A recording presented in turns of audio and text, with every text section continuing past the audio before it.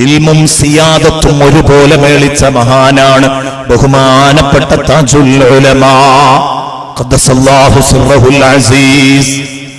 ആരാണ് താജുൽ ഉലമാ? നേരത്തെ ഇവിടെ പറഞ്ഞു. അവിടുത്തെ കുടുംബത്തിൽപ്പെട്ട ഒരു സയ്യിദ് തന്നെ നമ്മോട് കുറെ കറാമത്തുകൾ പറഞ്ഞു. ഇനി നമുക്കൊക്കെ പറയാനുണ്ട്. തങ്ങന്മാരുടെ മഹത്വത്തിന്റെ കാരണം എന്താ? തങ്ങന്മാർക്ക് ഈ ബഹുമാനം കിട്ടാൻ കാരണം എന്താ? അവരുടെ ഉപ്പാപ്പയാണ്. അതുകൊണ്ട് ആ ഉപ്പാപ്പാനെ പറയാതെ ഈ സദസ് അവസാനിപ്പിച്ചുകൂടാ. ആ ഉപ്പാപ്പ ആരാണെന്ന് ചെറുതായി ഒന്ന് വിശദീകരിച്ചത്. ആ ഉപ്പാപ്പയുടെ പേരക്കുഞ്ഞുമായിട്ട് നമുക്കുണ്ടാകേണ്ട ബന്ധം എത്ര സുദൃഢമായിരിക്കണം എന്നെന്റെ കൂട്ടുകാരെ കേൾപ്പിച്ചിട്ടേ എന്റെ പ്രഭാഷണം ഞാൻ അവസാനിപ്പിക്കുള്ളൂ. ബഹുമാനപ്പെട്ട സയ്യിദ് അവറുകൾ നമ്മെ അനുഗ്രഹിച്ചവരാ അല്ലേ? എത്ര കാലാണ് സയ്യിദ് അവറുകൾ ദർസ് നടത്തിയത്? ഒന്നാലോചിച്ചു നോക്ക്. ഒരു നീണ്ട കാലം ആ പുരുഷായുസ് മുഴുവനും ദർസ് നടന്നു. കഅബയുടെ കില്ല പിടിച്ചു ദുആ ചെയ്തു. ഈ മക്കക്കാരനായ ഇബ്നു ഹജറിൽ ഹൈതമി റളിയല്ലാഹു അൻഹുവിന്റെ തുഹഫ എനിക്ക് മനപ്പാഠമാക്കി തരണമെന്ന് അവസാന നാൾ വരെ എന്റെ പ്രിയപ്പെട്ട സുഹൃത്തുക്കളെ, ഉള്ളാളത്തെ മദനിയ കോളേജിലെ വിദ്യാർത്ഥികള് കിതാബ് വായിക്കുമ്പോൾ കിതാബില്ലാതെ അങ്ങോട്ടും ഇങ്ങോട്ടും ഇങ്ങനെ നടന്ന് ദർസ് നടത്തിയിരുന്ന തങ്ങള് ഒരു വായന എവിടെയെങ്കിലും തെറ്റിപ്പോയാൽ എന്താടാ നിങ്ങൾ വായിക്കുന്നത്? വയസ്സുകാലത്ത് തന്നെ കിതാബിലേക്ക് നോക്കിക്കോ, ഇങ്ങനെ വായിക്ക് എന്ന് പറഞ്ഞത് തിരുത്തി കൊടുത്തിരുന്ന തങ്ങളുടെ ഇൽമിന്റെ പവർ എത്രയാണ് സഹോദരങ്ങളെ! ഈ തുഹഫയുടെ ഇബാറത്തുകളൊക്കെ കാണാതെ അങ്ങനെ വായിക്കുന്ന ആലിമീങ്ങൾ വേറെയും ഉണ്ടായിരുന്നു കേരളത്തിൽ. എണ്ണപ്പെട്ട ആലിമീങ്ങളുടെ കൂട്ടത്തിൽപ്പെട്ടയാളാണ് ബഹുമാനപ്പെട്ട താജുൽ ഉലമ തങ്ങള്. ഇതൊന്നും വെറുതെ കിട്ടിയതല്ല. ഈ മക്കക്കാരനായ ഇബ്നു ഹജർ ഹൈതമിയുടെ തുഹഫ എനിക്ക് മനപ്പാടാക്കി തരണമെന്ന് കഅബയുടെ കില്ല പിടിച്ചു പറഞ്ഞു. അത് അല്ലാഹു സ്വീകരിക്കാണ്. വാരിക്കോരി അങ്ങ് കൊടുത്തു. ഞാൻ മുമ്പ് ബേക്കൽ ഉസ്താദ് പ്രസംഗിക്കുമ്പോഴാണ് സത്യത്തില് താജുൽ ഉലമക്ക് മറ്റു വിഷയങ്ങളിലുള്ള അവഗാഹം. കാരണം നമ്മളൊക്കെ ചെറുപ്പക്കാരായതുകൊണ്ട് താജുൽ ഉലമയുടെ അടുത്തുനിന്ന് പഠിക്കാൻ കഴിഞ്ഞിട്ടില്ല. ദൂരെ നിന്ന് താജുൽ ഉലമയുടെ പ്രസംഗം കേൾക്കും. താജുൽ ഉലമയെ കുറിച്ച് ധാരാളം കേട്ടിട്ടുണ്ട്, ഉസ്താദുമാരിൽ നിന്ന് കേട്ടിട്ടുണ്ട്. അങ്ങനെയുള്ള വിവരം മാത്രമാണ് നമ്മുടെ കയ്യിലുള്ളത്. ആ കാണുമ്പോഴുള്ള പരിചയം, ഓതി പഠിക്കാനുള്ള ഭാഗ്യം ഉണ്ടായില്ല. പക്ഷെ ബേക്കൽ ഉസ്താദ് ഇങ്ങനെ പറഞ്ഞപ്പം താജുൽ ഉലമ ആരായിരുന്നു എന്ന് മലപ്പുറത്ത് നിന്ന് ബേക്കൽ ഉസ്താദ് വിശദീകരിച്ചപ്പം അത്ഭുതപ്പെട്ടു പോയി. സുബ്ഹാനല്ലാഹ്, നമ്മൾ മനസ്സിലാക്കിയതിന്റെ എത്രയോ അപ്പുറത്താണല്ലോ റബ്ബേ ഈ താജ് ഉണ്ടായിരുന്നത്. ഇത് താജുൽ ഉലമ തന്നെയാണ്. ആ പേരിന് എല്ലാ അർത്ഥത്തിലും അർഹനാണ് ബഹുമാനപ്പെട്ട തങ്ങളെന്ന് അന്ന് എന്റെ പ്രിയപ്പെട്ട സുഹൃത്തുക്കളെ ബോധ്യപ്പെടുകയായിരുന്നു. അന്നവിടെ നടന്ന പ്രഭാഷണത്തില് എന്നെ കോരിത്തരിപ്പിച്ച പ്രഭാഷണമായിരുന്നു ബേക്കൽ ഉസ്താദിന്റെ പ്രഭാഷണം. കാരണം ഉസ്താദിന്റെ അടുത്തുനിന്ന് ചെറുപ്പം മുതൽ ഓതി പഠിച്ച പരിചയത്തിലും ആ അനുഭവത്തിലുമാണ് ആ പറഞ്ഞത്. ബഹുമാനപ്പെട്ട തങ്ങളുപ്പാപ്പ നീണ്ടകാലം ദർസ് നടത്തി. പിന്നെയോ ഇബാദത്തിന്റെ കാര്യത്തിൽ അവിടുന്ന് പിറകിലായിരുന്നു. അല്ല, എല്ലാവരുടെയും മുമ്പിലാണ്. ഒരു വേദിയിലേക്ക് തങ്ങൾ ഇങ്ങനെ കയറി വരുമ്പോൾ ബഹുമാനപ്പെട്ട ശൈഖുന കാന്തപുരം ഉസ്താദ്, ബഹുമാനപ്പെട്ടവർക്ക് അല്ലാഹു ദീർഘായുസ് നൽകട്ടെ, ആഫിയത്തുള്ള ദീർഘായുസ് നൽകട്ടെ. ശൈഖുനാക്കുണ്ടായിരുന്ന താങ്ങും തണലുമായിരുന്നു വന്യരായ താജുൽ ഉലമ. ഇന്ന് താജുൽ ഉലമയില്ലാതെ ശൈഖുന തീർത്തും എന്റെ പ്രിയപ്പെട്ട സുഹൃത്തുക്കളെ വിഷമിക്കുന്നുണ്ടാവും. പക്ഷേ ശൈഖുനക്ക് ബേജാറാവാനില്ല. താജുൽ ഉലമയുടെ മക്കളുണ്ട്, മറ്റു സാദാത്തുക്കളുണ്ട്, അവരൊക്കെ ഇവിടെ വെച്ചിട്ടുണ്ട്.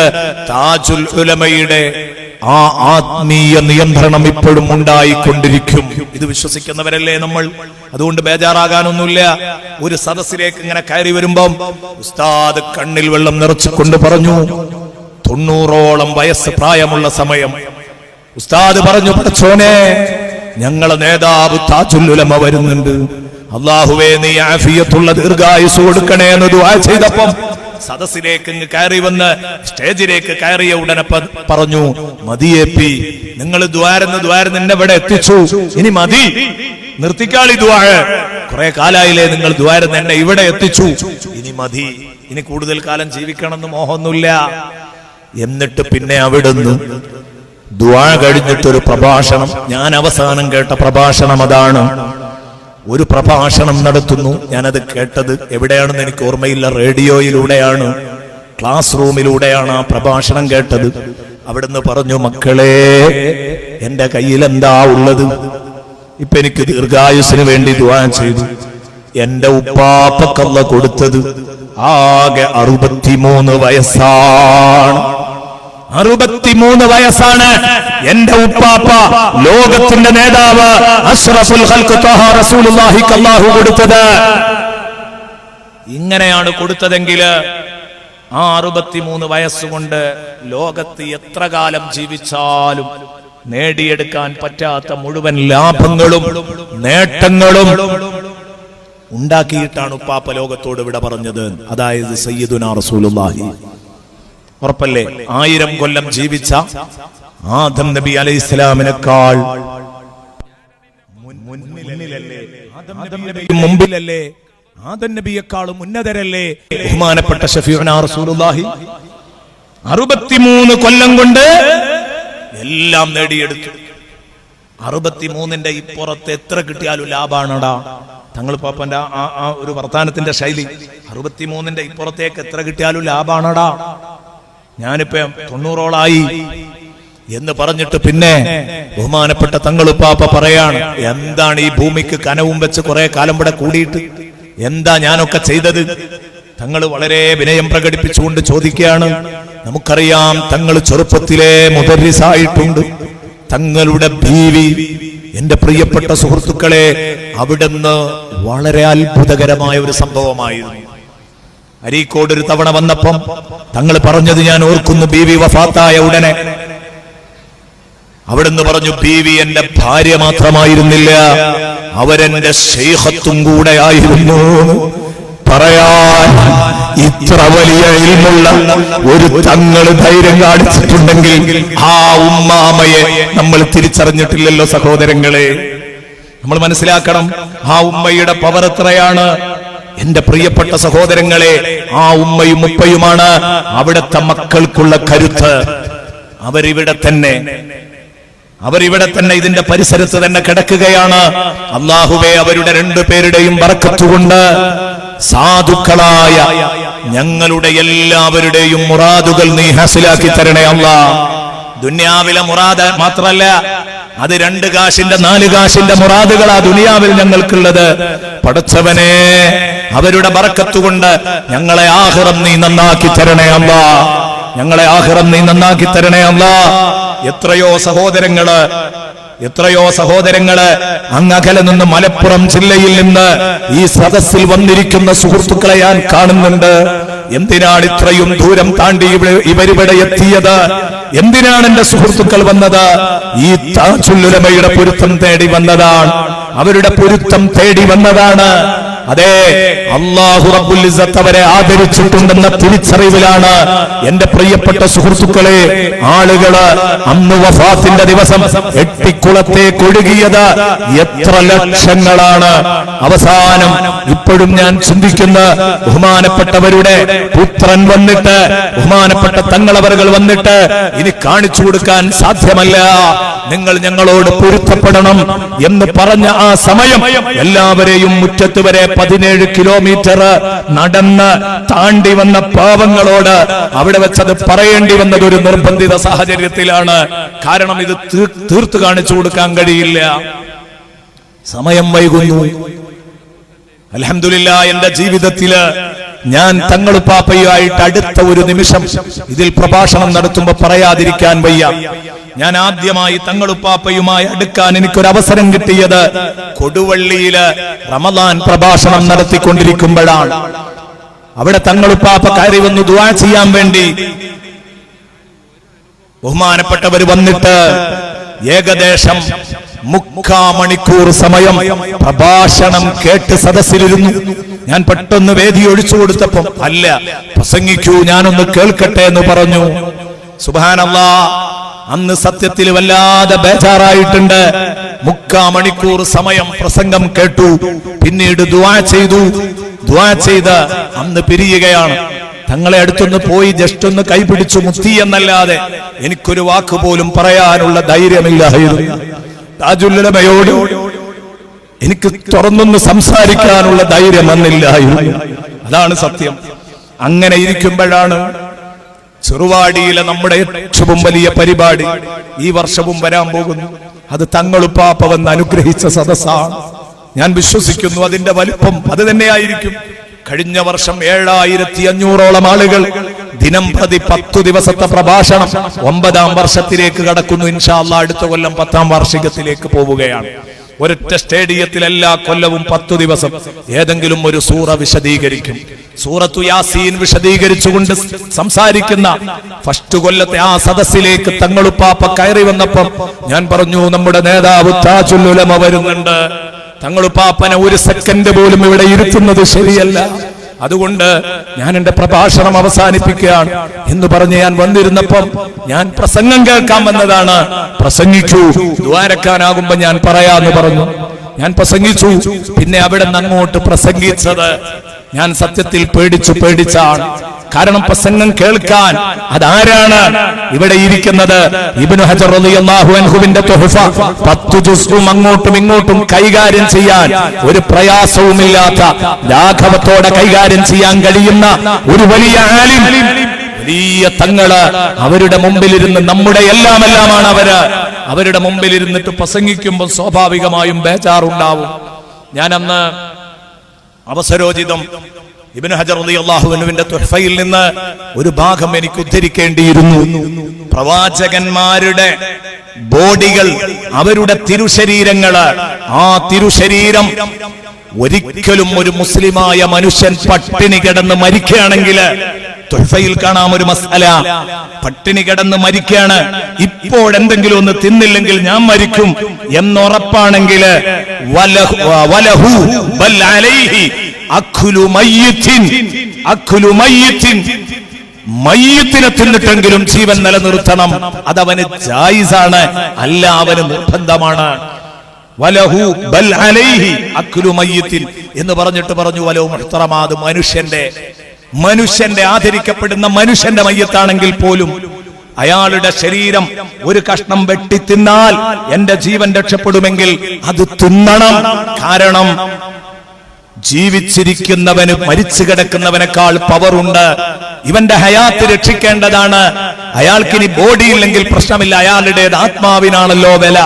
അതുകൊണ്ട് ആ ശരീരത്തിൽ നിന്നൊരൽപ്പം വെട്ടി തിന്നാം എന്ന് പറയുന്നിടത്ത് അവിടെയും ഇബ്നു ഹജർ റളിയല്ലാഹു അൻഹു പറഞ്ഞ വാക്ക്, അത് പറയാനാ ഞാൻ അന്നത് പറഞ്ഞു വന്നത്, ഇല്ലാലി നബിയിൻ, ഒരു നബിയുടെ തിരുബോഡിയാണെങ്കിൽ ഒഴികെ, ഒരു നബിയുടെ, ഒരു പ്രവാചകന്റെ തിരുശരീരമാണെങ്കിൽ ഞാൻ പെടഞ്ഞ് മരിക്കുകയാണെങ്കിലും ആ പ്രവാചകന്റെ ഒരു കഷ്ണം വെട്ടി തിന്ന് എന്റെ ജീവൻ നിലനിർത്താൻ എനിക്ക് അനുവാദമില്ല.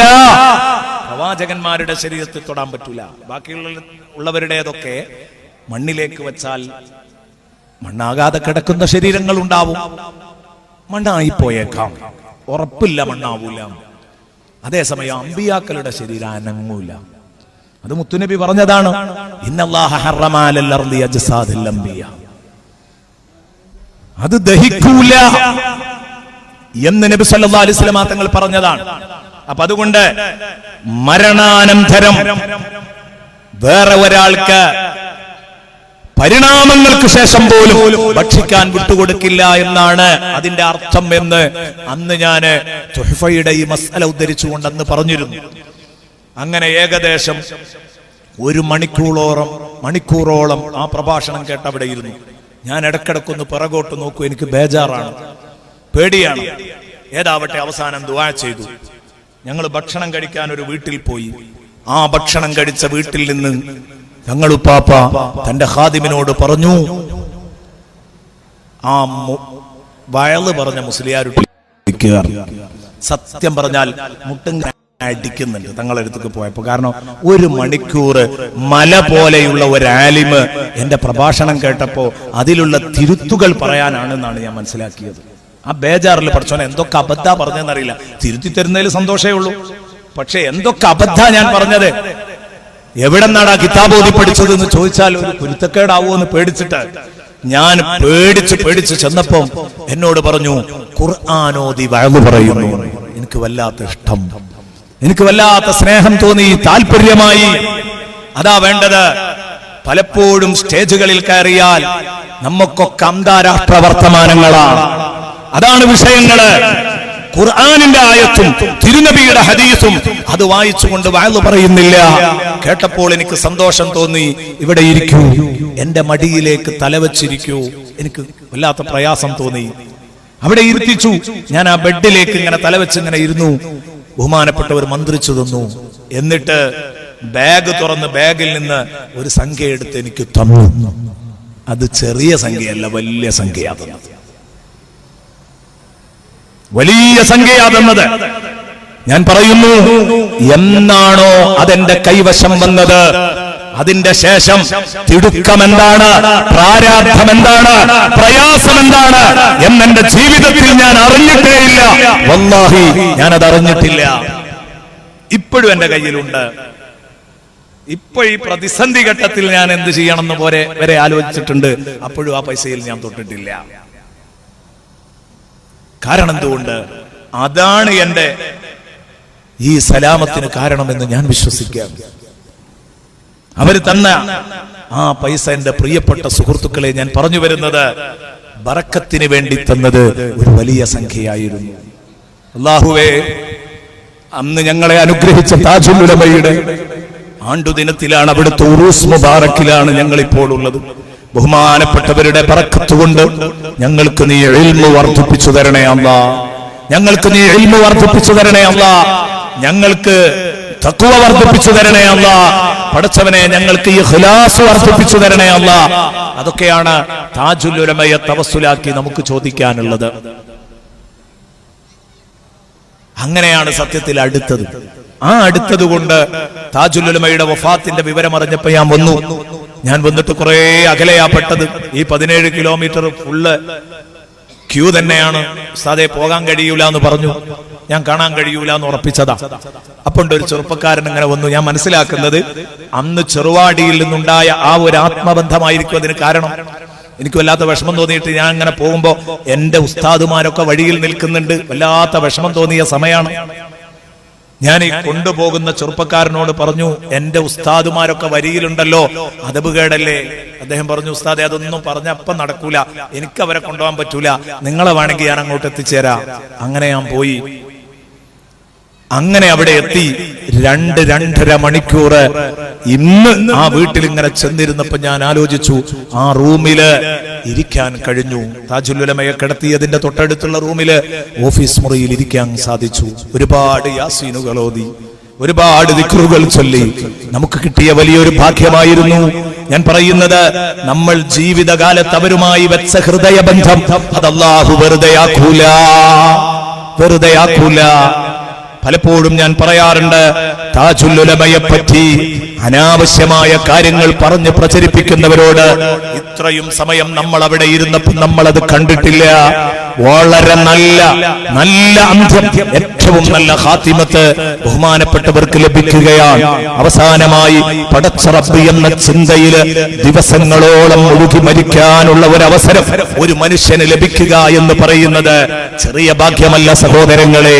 അല്ലാഹു റബ്ബുൽ ഇസ്സത്ത് ആ താജുൽ ഉലമയുടെ കൂടെ അല്ലാഹു നമ്മളെ എല്ലാവരെയും സ്വർഗ്ഗത്തിൽ ഒരുമിച്ച് കൂട്ടി തരട്ടെ. ആമീൻ എന്ന് ദുആ ചെയ്യുകയാണ്. ഞാൻ പറഞ്ഞു വന്നിരുന്നത്, താജുൽ ഉലമ തങ്ങന്മാരുടെ നേതാവാണ്. ഈ കാലഘട്ടത്തിൽ എല്ലാവർക്കും നേതൃത്വം നൽകി നമ്മുടെ മുമ്പിൽ നിന്ന തങ്ങളുമാണ്, പണ്ഡിതനുമാണ്.